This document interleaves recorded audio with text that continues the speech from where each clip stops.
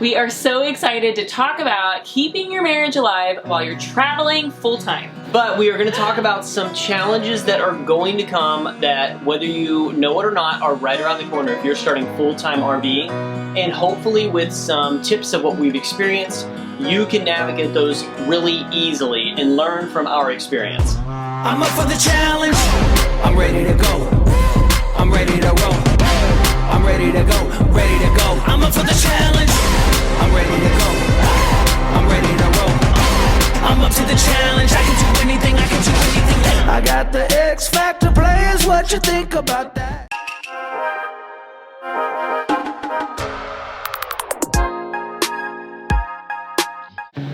Okay, second challenge you're going to face is communication in general. Right, get ready to say I'm sorry a lot. You are going to find a lot of rough spots in your communication. Yeah, areas like giving directions, planning your route. Like you would not believe what pops up when you're like, hey, do you want to go to Arizona or you want to go to North Carolina? You're like, I don't even want to think about this. And then it's like, well, I just asked you. Oh man, it ramps up really quick.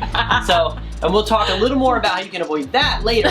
But there are a lot of challenges in communication, and they're going to come to the surface because, again, you're seeing each other every single day, and you're going to talk a lot about the different issues you have and how to solve them. Other things like how fast you're moving from one destination to another. When we first started, we were moving every, 3 to 4 days?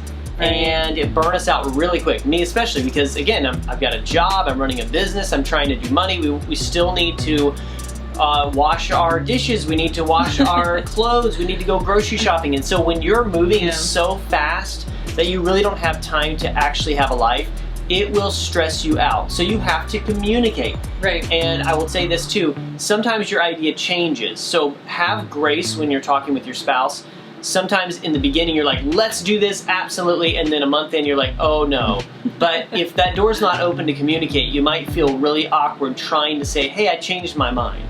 Right, and everybody knows that it is hard to park the RV and there can be conflict there. So figure out how you're going to communicate so that when you get to that campground, you know the plan and you can go out there and do it. And hopefully it won't be hot.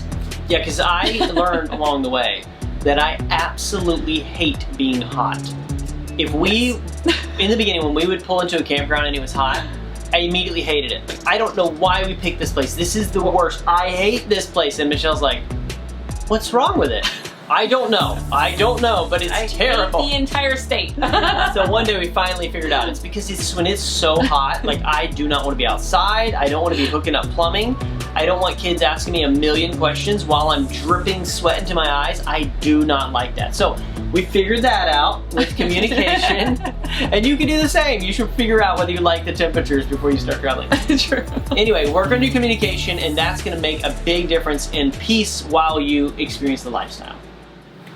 Other tips for communication is do not be passive aggressive. And if you don't know what that means, ask your spouse. I'm sure they can tell you that you do it. Right. Be kind. Share your feelings, but say it in a kind way. Yeah, don't criticize. Believe me, it's going to come back on you. You're going to be like, hey, why don't you put your blinker on? You should put your blinker on whenever you're doing that. Well, I was going to put my blinker on, but the guy cut me off. Guess who's going to be in the driver's seat next? The other person. And why did you put your blinker on? Well, I had a reason to, just don't criticize. Learn to communicate kindly.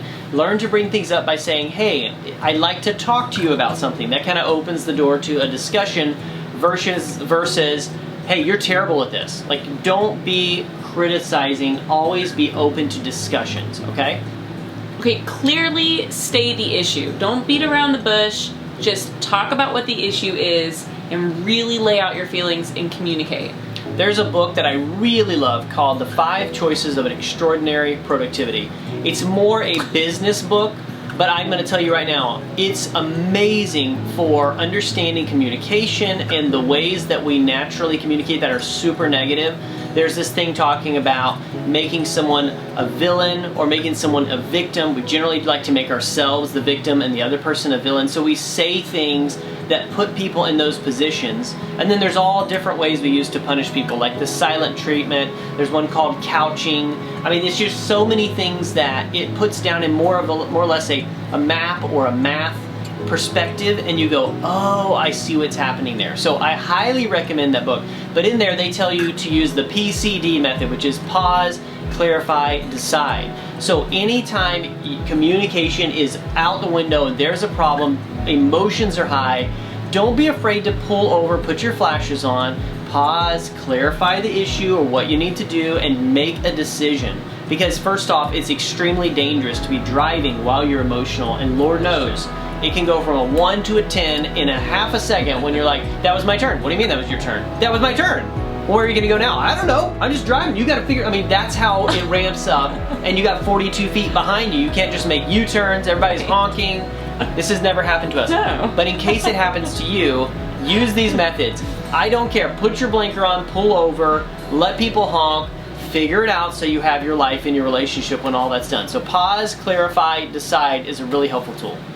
Don't be afraid to get a counselor if you need to sort out those more difficult topics. Yeah, and actually you can Zoom in a counselor. Like there's so many remote options now to connect with somebody that might just be able to bridge the gap for an issue you're having or really help you get over a hurdle that's been in your marriage for a while. And again, this stuff is gonna bring it to the surface. But you're investing in your marriage. You're investing in that person that you're gonna spend a lifetime with. And if you conquer issues, those small issues, one at a time, your life is gonna be peaceful. This adventure is gonna be exciting. And when you're done with traveling, you are gonna have a better relationship than when you started. And you're gonna have a relationship when your kids leave one day as well.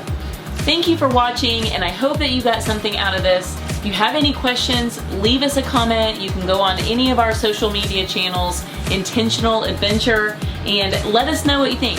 Hey, keep that healthy marriage, and we look forward to seeing you on the road.